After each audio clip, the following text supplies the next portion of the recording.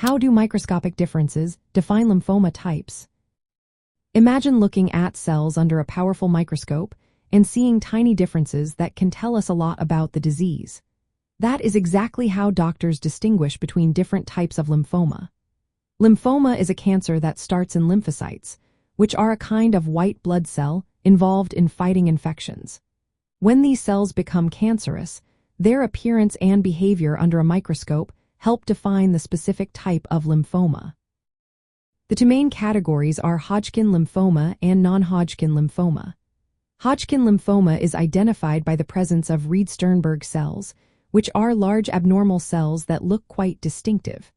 Non-Hodgkin lymphoma does not have these cells, and it includes many different subtypes. The microscopic differences in non-Hodgkin lymphoma are what help doctors tell them apart. One key difference is cell size and shape.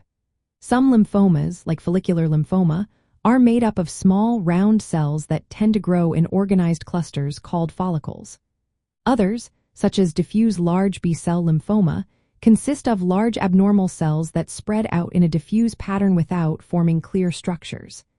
These differences in cell size and growth pattern are crucial clues for diagnosis. Another important aspect is the pattern of growth. Some lymphomas grow in neat, organized groups, while others spread more chaotically.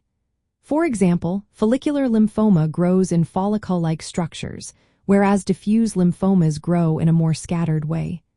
This pattern can be seen clearly under the microscope and helps determine the subtype. Immunophenotyping is a technique that uses special stains to detect proteins on the surface of lymphoma cells. These proteins act like markers that tell us about the cell's origin. For instance, mantle cell lymphoma cells often express proteins called CD5 and cyclin D1. Detecting these markers helps identify the specific type of lymphoma and guides treatment options. Genetic and molecular features also play a role. Certain genetic changes are linked to specific lymphoma types.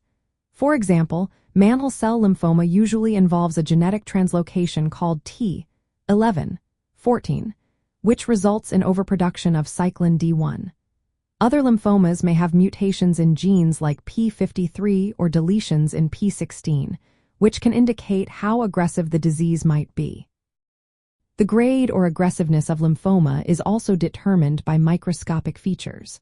Low-grade lymphomas tend to have small, slow-growing cells, while high-grade lymphomas contain larger, rapidly dividing cells. This information helps doctors predict how quickly the disease might progress and choose the best treatment approach. All these microscopic differences are combined into classification systems used worldwide. The World Health Organization's classification, for example, considers cell appearance, growth pattern, markers, and genetic features to define each lymphoma subtype.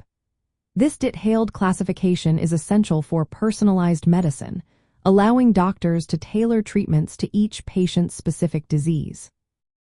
In summary, tiny differences seen under the microscope, such as cell size, growth pattern, surface markers, and genetic changes, are what define the many types of lymphoma.